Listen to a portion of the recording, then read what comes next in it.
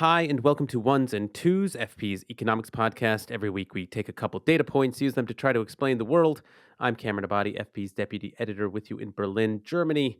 Joining us, as always, is FP's economics columnist and Columbia University professor, Adam Tooze, with us in New York. Hi, Adam. Okay. So, two segments for you all this week. In the second half of the show, we're going to be talking about the Federal Reserve and the unprecedented challenge to its independence in the form of a criminal investigation of its chairman, Jerome Powell. So, we're going to talk about all the implications of that. But first, a data point for you all that is 1.4 million, as in 1.4 million Iranian rials. That is the number of rials that are currently exchangeable for $1. That is a staggering statistics, but also just the lived reality for millions of Iranians today. And in struggling with that reality, they have produced an unprecedented nationwide protest movement, one that has been an unprecedented challenge to the Islamic Republic as cross section of the country has taken to the streets, demanding not only a change of economic circumstances, but of their political leadership, and that has produced a crackdown that is itself unprecedented, with reports now of thousands dead, anywhere from 2,000 to 3,000. Some suggest even more than that. The United States has threatened to intervene, now more recently withdrawn those threats, at least acutely. We'll see how that develops. But this entire crisis, at its root, was triggered by these economic circumstances, and so we thought we'd try to unpack what exactly happened, where it's going, and to start off with Adam, yeah, these economic grievances that sort of produced this protest. I mean, just to sort of put this in context, how weak exactly has the Iranian currency become, and yeah, just more generally, how economically unstable has the country become, and did it become on the precipice of these demonstrations? Yeah, I mean, it's a truly dramatic situation. You said millions. I had to check. Like, Iran's huge, 92 million people. That's like 3 times bigger than Venezuela in terms of population. It's larger than Germany in terms of population. I mean, this is a big lump, as people say, like a G20 member, but for the politics. And also protests in Iran. Folks, I certainly wanted to go check back and just sort of get the sequence in my head. People will remember these protests are widely seen to be different. Why? Because the hugest mass mobilization was in 2009 around electoral legitimacy, and that was politics that was mainly at stake. And then in 2017-18, there were protests that were largely economically motivated, but quite localized and in smaller cities. And then in 2019, there was a big wave of protests. Those were about a specific decision, which was fuel price hikes. In Iran, you'd expect fuel to be cheap, people to rely on it being cheap. There was an adjustment in the price, and that triggered a wave of unrest.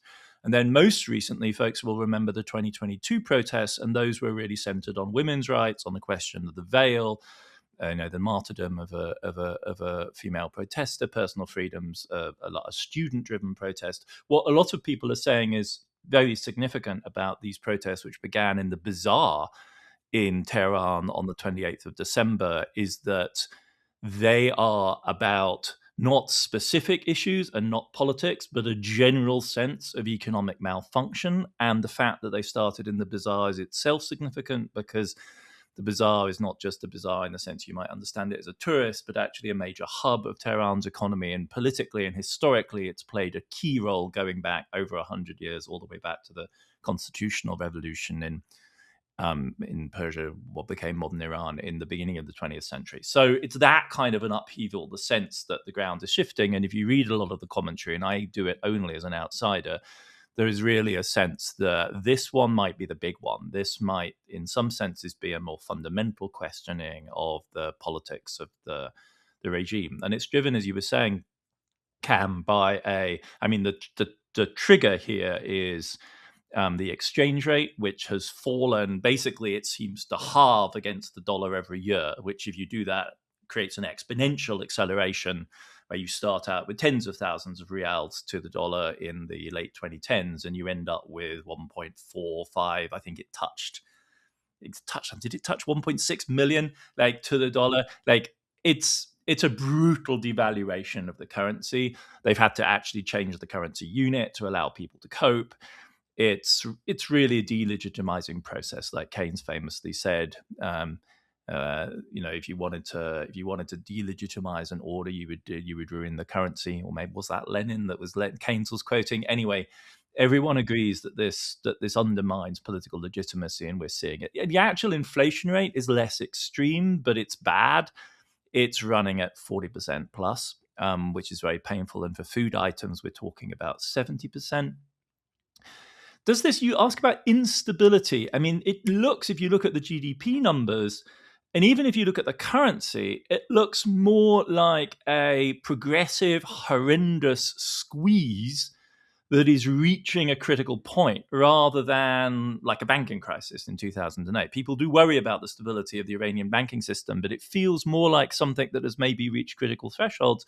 And the key issue, and though this may not affect the Bazaris, who are the relatively privileged business group, maybe around inequality. A lot of people are saying what we're really missing is the fact that, quote unquote, ordinary Iranians, say the bottom half of the income distribution, are barely able to cope. The cost of living, it's a kind of Venezuelan situation of just people really struggling to put food on the table. And that is, in a sense, the fundamental driver here of illegitimacy. Things are not helped by a massive and pervasive network of corruption, because if you were having a purely market operated system and the currency devalued, that's one thing. But Iran doesn't. To cope with the stresses of sanctions, it has a multiple tiered exchange rate system, and that gives you some managerial control, but it also just opens the door to massive corruption, with insiders being able to get access to hard currency and protect their wealth. Other people aren't able to, and that then produces a sort of spiraling delegitimization. So if you ask me whether this looked like it had the makings of a macroeconomically driven destabilization, I think you'd absolutely have to say, yeah, that's precisely what it looks like. And the regime, I mean, the current government, is one that was actually put in a sense, to take responsibility. The central bank governor resigned. But in a situation like this, just looking historically at the record of countries under this kind of pressure, it gets worse politically before it gets better. You abolish the two multi-tiered exchange rate system, and the beneficiaries of the multi-tiered exchange rate system protest because they were doing well under it. You try and get control of inflation. What do? You hike taxes and reduce government spending. You create a bunch of highly aggrieved public servants whose wages aren't keeping up with inflation. So then the regime responds by offering, I think, multi-$1,000 kind of emergency transfers. And then you unleash a spiral of populism that potentially will inflate your deficit and make things even less sustainable. It's a truly comprehensive crisis. Difficult also, however, from that kind of generality then to predict any specific political outcome. But it looks like a real macroeconomic mess. Yeah, I mean, and you did put your finger on the kind of motivation for that question on my part, in the sense that one can read stories about bank failures in Iran right now. But it did seem to me that those stories are they're independent somehow of the financial crisis that's happening there, in the sense that it seems to be what's happening is a kind of exposure of this corruption you're talking about. The kind of the banking crisis are really about kind of these loans to insiders that are maybe were corrupt in the first place and are not performing, and now it's precisely that corruption that's becoming more salient in the context of this broader financial situation. And plus, on top of that, you have a political situation in which the ostensibly representative organs of the government, the presidency, has also just thrown up its hands, prior to these demonstrations, and said, we don't know what to do about these problems. There may not be much we can do about it. We don't, it's kind of helplessness as well.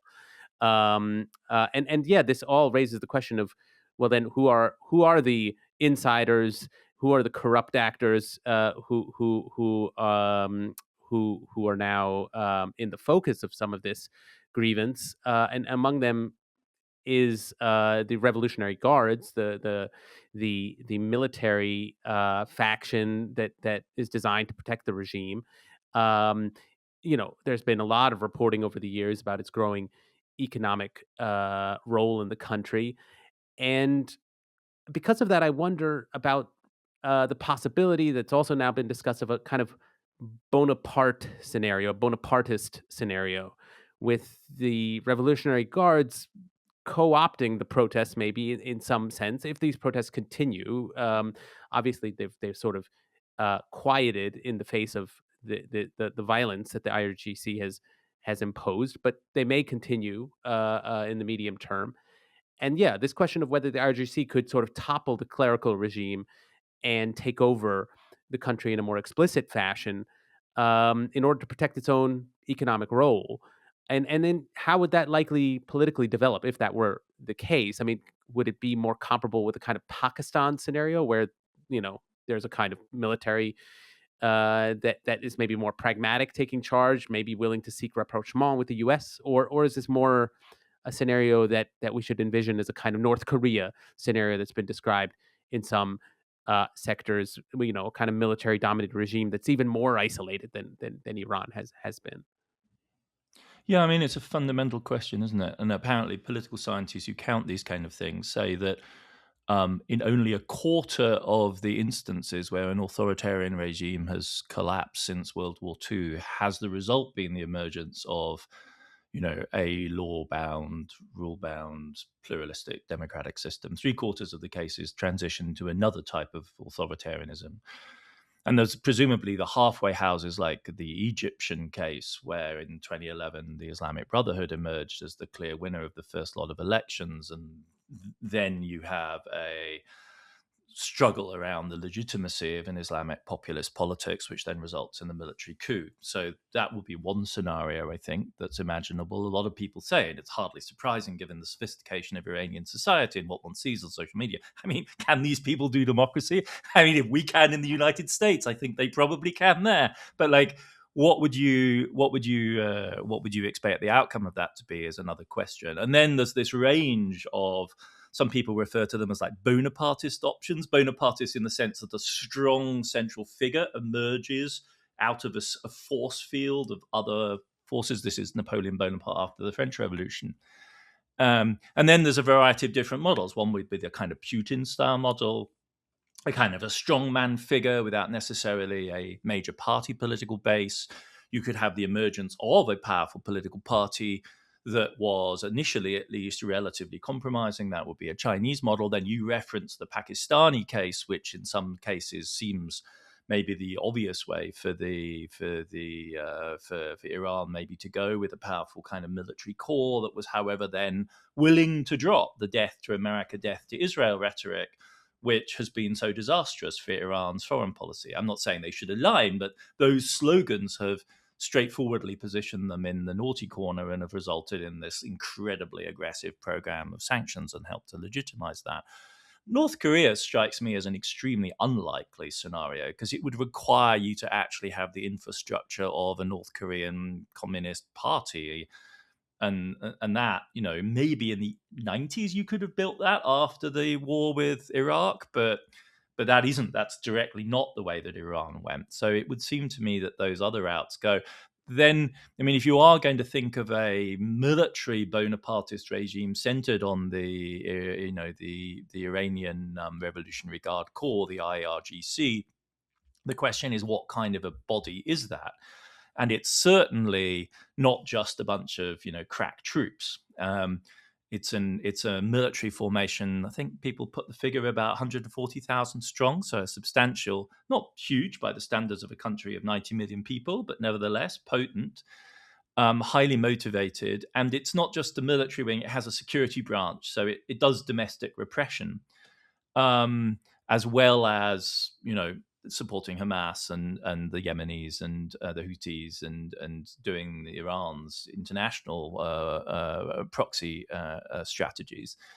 But it's not generally credited as a tough. It might not have the coherence of the Pakistani military, is the impression one gets, with the really ferocious, hardcore Pakistani security service that really kind of provides the kernel of a very potent state in Pakistan, despite the broader dysfunction.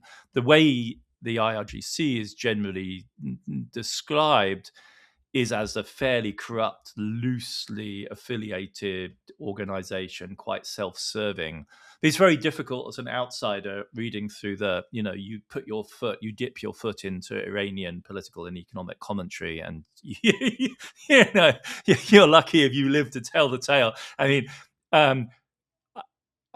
but that seems to be the knock, let's put it that way, on the IRGC, that it doesn't look like the hardcore of a truly resilient military regime. Quite a lot of the commentary in Iran right now is bleak, to be honest, in that it feels dead end.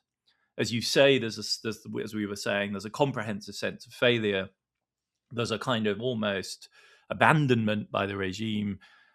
And I guess saying that the IRGC doesn't look like an ideological live wire or a particularly, hard nut of authoritarianism just reinforces that impression. Maybe a Syrian scenario is something that one has to think about. Heaven forbid. That would, of course, be truly an apocalyptic outcome.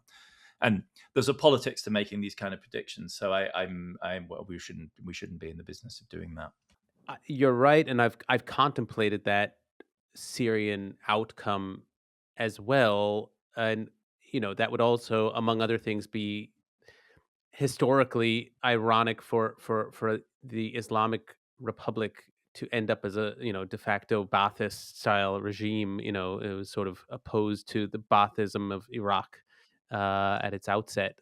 But that seems to me plausible. But of course, yes, I hesitate to make predictions. What has been clear, or at least one of the curiosities of this demonstration, of this nationwide uprising, has been the emergence in the opposition of Reza Pahlavi as a leading opposition figure. Reza Pahlavi is the crown prince of the deposed Pahlavi monarchy. So Reza Pahlavi, Reza Shah started the Pahlavi dynasty, and the Shah that was deposed in 1979 was the father of Reza Pahlavi, who has been living in the United States since the family lost power in Iran. He's now emerged as a kind of symbol of this uprising, with some in Iran calling for his return, and Pahlavi himself suggesting he would be ready to do so if circumstances allowed for that. I'm curious about Pahlavi's own life story till now, and the kind of circumstances under which he's sort of assuming this leadership role. I mean, what sort of wealth did the Pahlavi family have after leaving Iran, and how has Reza Pahlavi, this crown prince, sustained himself in the United States over this time, and how has he built an opposition? I mean, what sort of even funding does he have in that sense to lead this kind of effort? Yeah, I mean, do you think it's the Trumpian moment? People talking about this neo-monarchist kind of moment. Do you think that's what? What gives this credibility? Because it always used to be just a sort of standing joke. To make it And more yet it's credible not a joke anymore. Yeah. No, it really isn't. People, the historical analogy, this is a brilliant group of people in exile spending a lot of time thinking about the future. The one they come up with is Juan Carlos, right? They come up with Spain.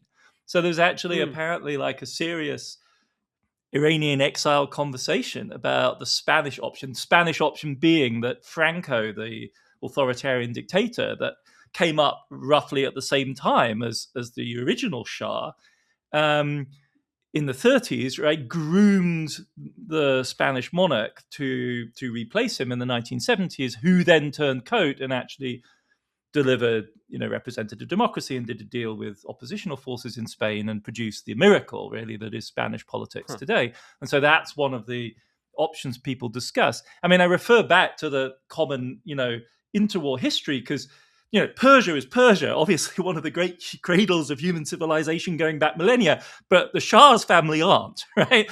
This to be clear, like Reza Shah was illiterate and he was 30. He's a jumped up military guy who stamped his authority on this like shatter zone of contestation, essentially between the British and the Russian Empire, and emerged as this figure.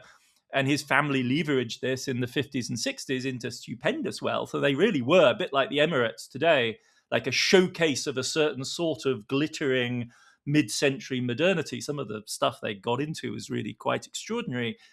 And yeah, there was quite a lot of forensic accountancy done in '79 when they go into exile, saying like how much of the wealth are they taking? Because they were fabled. They bought slices of German companies. They had these huge foundations. They had a huge slice of the Iranian economy, which was booming at the time with the oil revenue. I mean, the Germans really couldn't get enough of Iran in the '70s, right? It was like because Iran's a huge country and a bit like China, actually needed German engineering kit to modernize. So it's not like the Emirates, which can't even absorb really the wealth. Iran could easily absorb its wealth and turn it into imports. And so when the Iranian monarchy goes into exile, they take a lot of wealth with them. We think, it's billions. It's not very well accounted for, but it's certainly billions. There was some shenanigans around property that was owned by the Pahlavi Foundation in New York. I think a lot of that actually ended up being suborned by the Iranian regime. That at least was the case of the American prosecutors. But we think that the Dowager Empress, so Farah Pahlavi, who was once a kind of, Jacqueline Kennedy kind of figure, has been sitting on hundreds of millions of dollars. She's very active in philanthropy. And the Crown Prince, apparently people think his budget is in the tens of millions of dollars. And, that kind of wealth is hard to, if you start from where they did in '79, you're still wealthy now, 40 years later, even if you've been spending like a king. A lot of it also apparently comes from the hugely successful Iranian diaspora, which unsurprisingly, if you can mobilize Cuban resistance, you can certainly mobilize Iranian resistance. Like it has after all been one of the most consequential diasporas in the world, in the United States, in Europe. And so that is there and it's potent, but it is, I have to say, shocking to really be even having to have this conversation. And I mean, if you look online, associations closely linked to Pahlavi they're producing transition documents. I mean, they've got like 170 pages of economic policy program. I looked at it a little bit this morning. It's not great. There's not actually a lot there, but are they setting themselves up to look like a credible alternative? They clearly are attempting to do that. It would really be one of the more amazing reversals of the 21st century if that's the direction we end up heading in. Yeah. It is hard to imagine. I mean, not least because Pahlavi has not led even in any sort of coherent organization, much less a Boy state. So Scouts. the No, I idea mean, of, he left when he was 17 and he lives like a spoiled royal, right? yeah, I mean, the idea of him running a country, it's just hard to imagine in very practical terms. And the But people I that are have not around looked. him, many of them are like really die hard, like neo-absolutist, you know. Yeah, I mean, word of warning to anyone who wants to dip their toe into diaspora Iranian politics. It gets very very venomous and but it's impossible to deny that Iran's stability is in question in terms of its political regime. And obviously, a crackdown of the kind that happened does not mean that stability is restored. And so, it's raised the question for me of what geopolitics are really at stake in how Iran develops from here. I mean, in terms of those geopolitics, one thing I've read a fair amount about or seen referenced is that China is reliant on Iranian oil. Is this potentially amounting to a threat to China, a weakening of China if there's a change in regime in Iran that would seek closer ties to the U.S.? Is this something that China should be concerned about? Yeah, I mean, this question is there, and on paper, Iran and China are close allies. In 21, they signed like a big 25-year agreement after the confrontation with Israel and the war with Israel in June this year. There was rumors of Chinese military flights after the performance of Chinese aircraft in the Pakistan-Indian clashes. Like, people were speculating about the Iranians wanting some of the new Chinese hardware. If you dig into this, my sense is that it is, I mean, it's misleading as to the actual balance here. And more generally, it poses a bunch of questions which are also relevant in the Venezuelan case to like what we think oil geopolitics is really about. So it is true that Iran is incredibly dependent on China as an oil market, as was true for Venezuela as well. But the reverse isn't the case, right? So it's the vast majority of Iran's still continuing exports of oil, especially the ones we can trace, go to China. And quite a lot of Iranian oil is exported through dark channels and ends up in China. And because China's a huge economy, and there are these teapot refineries, tiny little outfits on the coast of China, and they buy oil from tankers that spend a lot of the time parked off Malaysia and Singapore, waiting to go somewhere and hoping that people lose track of them. Right? That's one side of this. As a share of China's imports, it's about 13%. And if you add Venezuela, it's another 3%. So that's 16% of Chinese imports of oil come from these two hotspots of geopolitics right now. And to be honest, China's doing them a favor by buying their oil, right? And China gets a discount for buying Iranian oil to the tune of $8 to $10 roughly. So short of the United States actually targeting China and saying, we're going to block your oil imports, which would be tantamount to that's Taiwan World War III scenario, right? And everyone knows because it's reminiscent of Pearl Harbor, and it would be an outlandish aggressive act. And the Chinese are preparing for it by bunkering oil. They have huge reserves of oil, over 1 billion barrels, and they have deals with Russia. They are hardening themselves. But short of that scenario, if you just tweak middle-sized suppliers like Iran or Venezuela, all you do is affect choices by China to do bilateral deals. Because if China wants oil, it can just go to the general market and buy oil. It doesn't need to do these particular deals with these countries. And if you have regime change in either or both, Venezuela or Iran, they'd still want to be selling to China. China's a prime customer. Like, they've got amazing credit.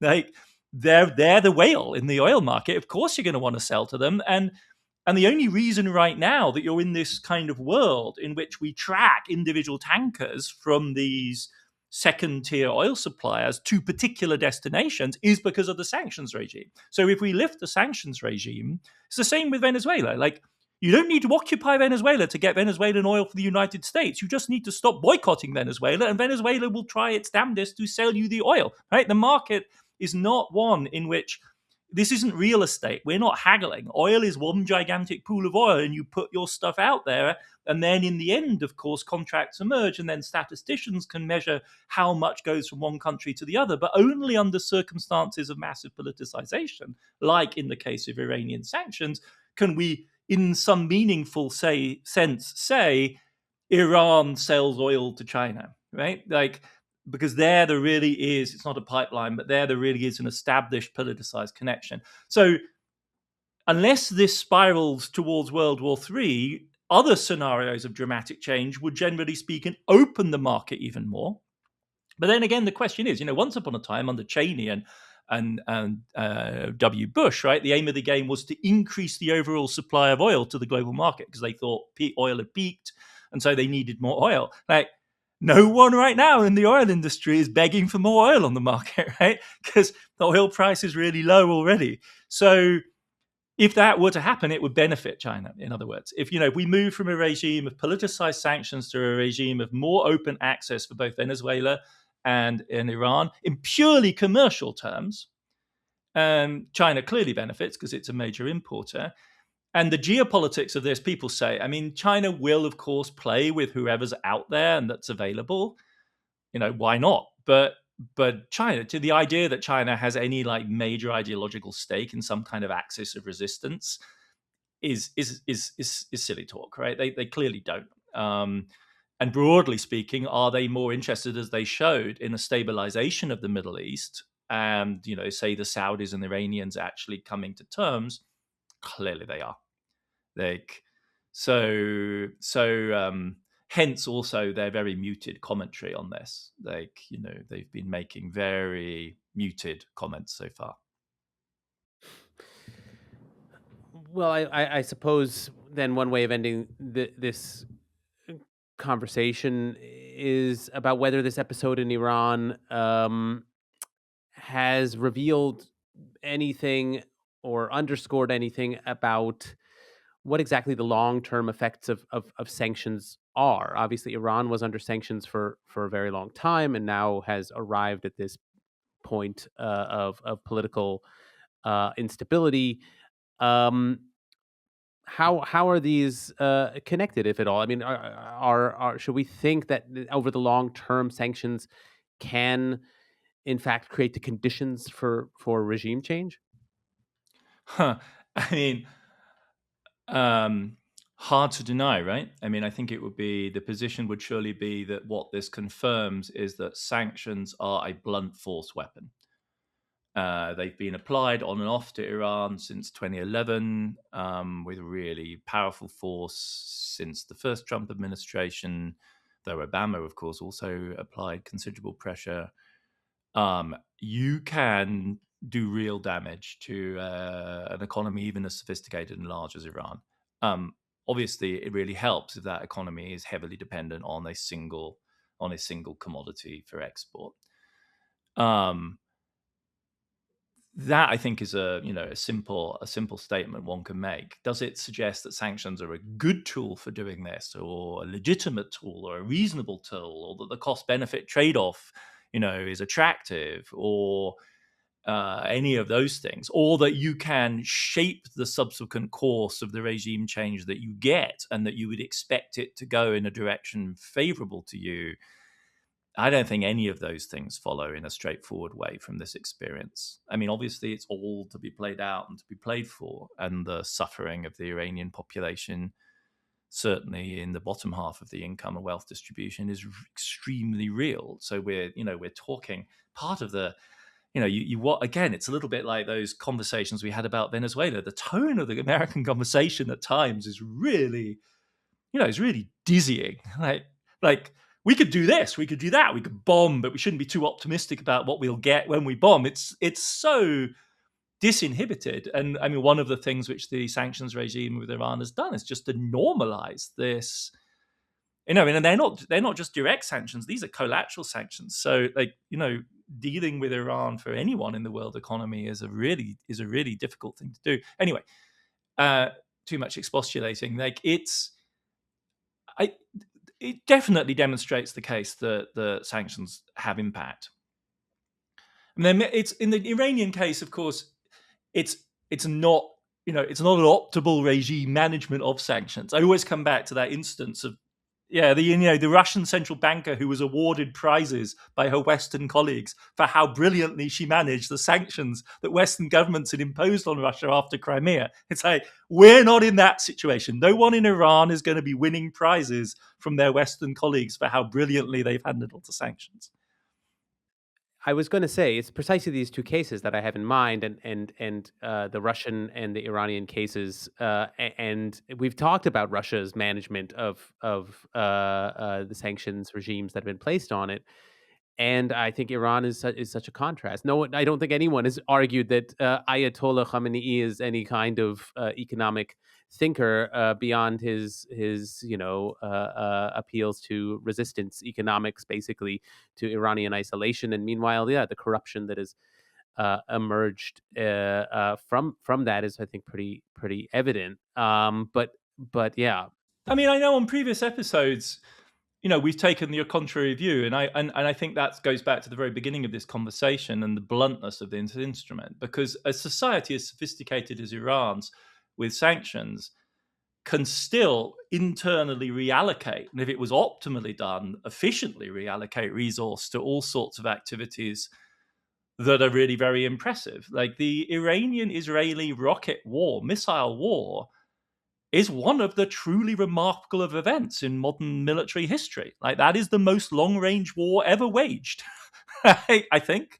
We'd speculated about it in the Cold War, but they actually kind of did it. They hurled ordnance at each other, and it was the Iranians using the more sophisticated technology in a way. Well, at one level, right? The Israelis bombed, the Iranians fired missiles, and then the Israelis intercepted them in outer space. Right?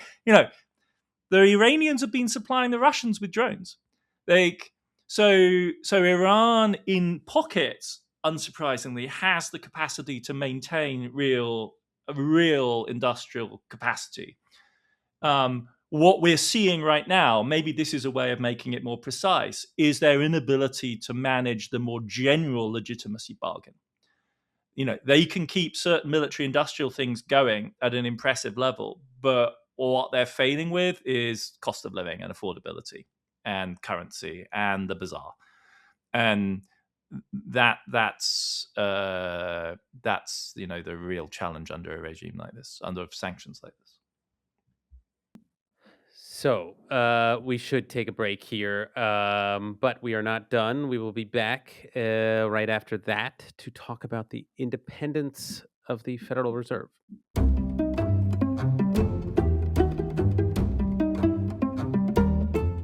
Hi, welcome back.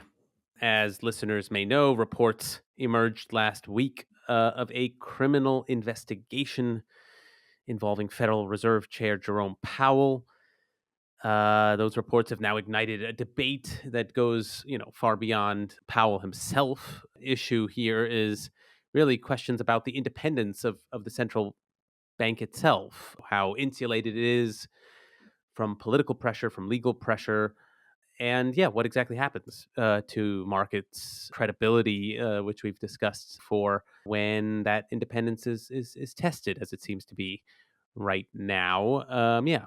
We've talked about the central bank's power and its accountability before, but this does seem like a new turn in the story, so we thought we would take a closer look. To start off with Adam, Powell himself revealed the criminal investigation in a pretty extraordinary video last weekend. What sort of effect did this revelation have on basic monetary affairs in the United States? I mean, was the value of the dollar affected by Powell's revelation of the investigation?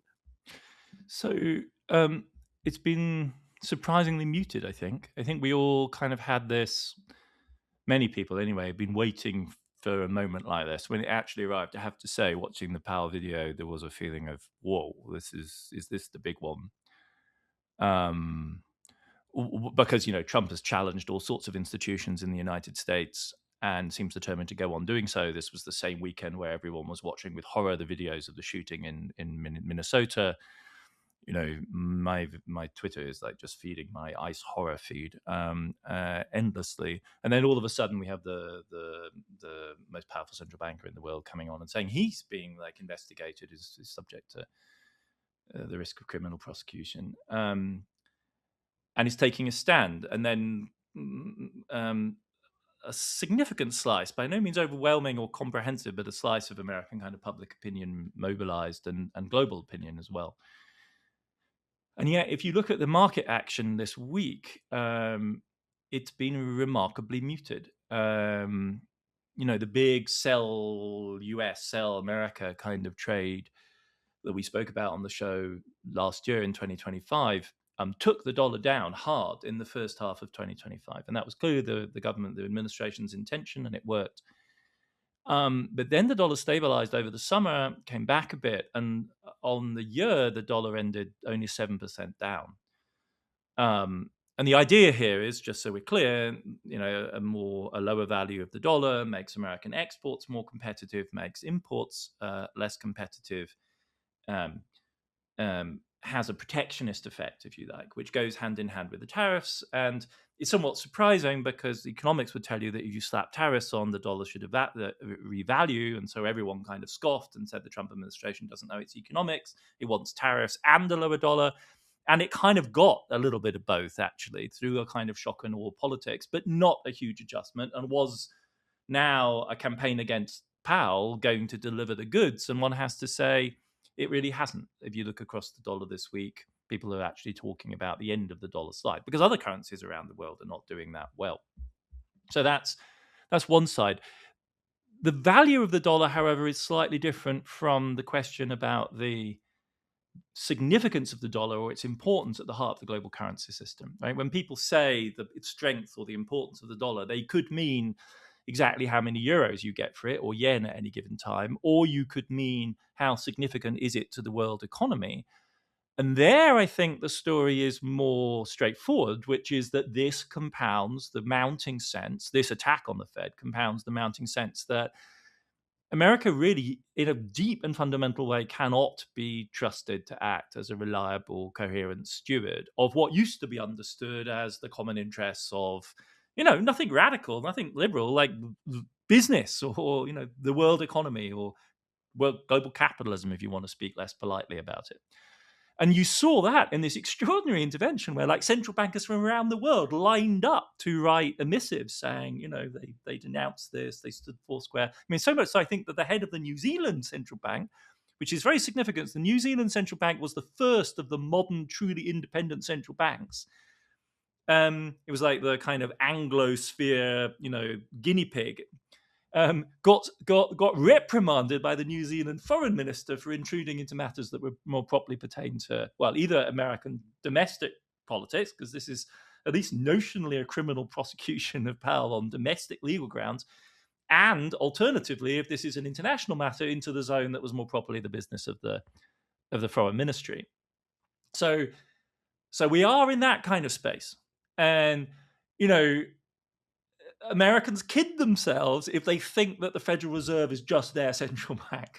It really isn't. It's the dollar zone's central bank, or like it or not, for better and for worse, the dollar is the anchor of not just the North Atlantic system, but a lot of the East Asian economies as well, notably Japan. We only notionally live in a world of independent, freely floating exchange rates. An awful lot of exchange rates are actually pegged to the dollar. This is not just American domestic affairs, and it's really a extraordinary moment of a kind of fluidity in the notions of what is domestic and what is international that's going on here. I think the Maduro instance is quite similar in some ways. You use a special forces team to extract somebody to take him to a jail in Brooklyn so as to charge him for a domestic violation of some gun law from the 1930s, right?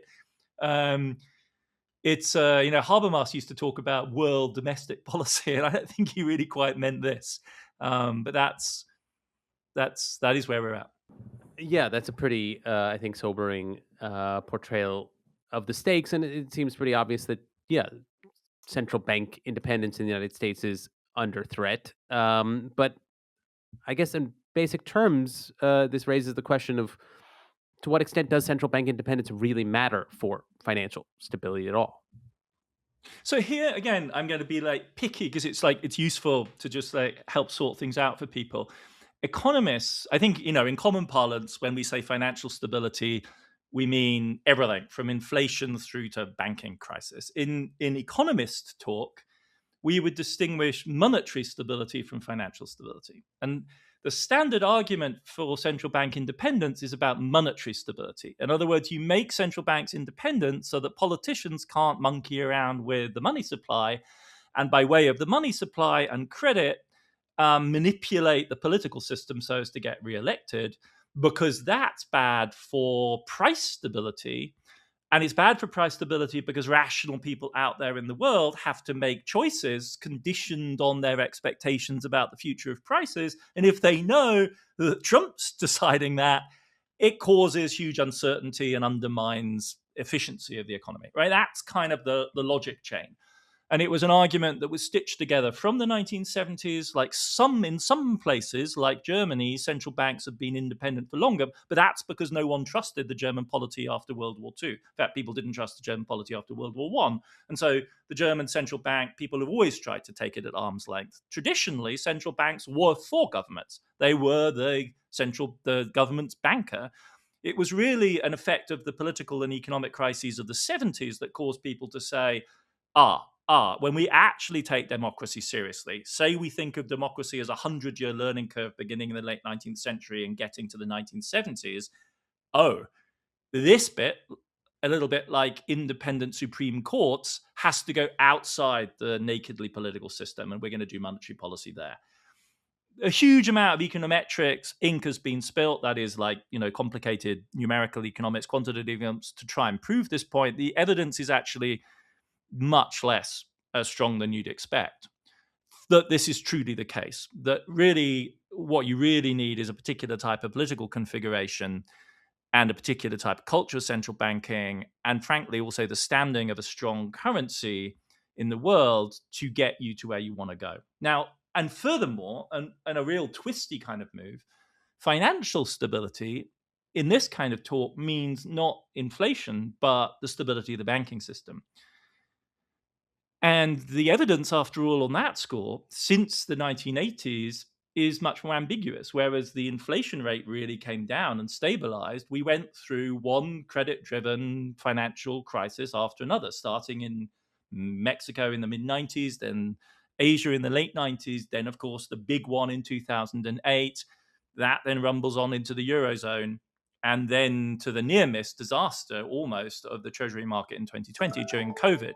And there's, in fact, a polemical, contentious argument that says that when you make central banks independent of politics, what you do is you effectively make them more dependent, more at the will and beck and call of the financial markets. That's what you're really saying, is not just independent of democracy, but more answering to financial markets. And what financial markets want is easy credit. And if you give them it, what you're going to do is harness yourself to a series of booms in credit that then lead to busts and then bailouts at the expense of the public purse. And so there's, in fact, a kind of literature that says that this whole notion of independence needs to be seen for what it is, namely a powerful political artifact of a certain moment of crisis that has a shall we say, mediated relationship to the business of actually doing monetary policy. And especially in the case of the US, which has this exorbitant privilege at the heart of the global dollar system, the whole thing has always been political, and it's always really been about a complex inside bargain between Congress, the Treasury, the New York Fed, which is the branch which is the regional Feds are private entities, and that one is massively, of course, in contact with Wall Street. And that's really where the kind of hardcore of this is. And within that system, in a virtual kind of way, are mirrored the interests of the entire global dollar economy, because in part because they can't really map it, it's too complex, but in part also because they're directly interconnected. The monetary affairs of a Switzerland or a Bank of England deeply concern people in Wall Street. That's a really useful, I think, description of this kind of coalition of actors that comprise this institution that determines monetary policy in reality. Because in some ways, it seems to me what's at stake isn't just these questions of independence, of central bank independence at this point, but really the role of institutions in making these decisions at all. I mean, the alternative that Trump seems to have in mind is basically the president as an individual, as an executive actor, deciding on monetary policy on his own. And I'm curious, from the perspective of financial markets, whether institutions inherently matter as the site of decision making. I mean, markets themselves, I realize this is sort of getting to a more abstract level, but markets themselves are not, institutions of a classic kind. They're kind of like dynamic functions, right? So wouldn't w- w- are they comfortable with this idea of that being reflected back at them in the form of policy making, in the form of also a kind of dynamic individual making these decisions? I mean, like, wouldn't even a more unconstrained policy making process it even be a more honest reflection of politics these days and like kind of political sovereignty? Trump himself is claiming that he has not constrained on foreign policy ultimately, only constrained by his own sense of Hmm. morality. So does that analogy work in when applying that to questions of monetary policy as well? I mean, this is super interesting, and maybe to get a handle on it, maybe I'll introduce another model, which is the one the markets would really like, which is central bank policy making as algo.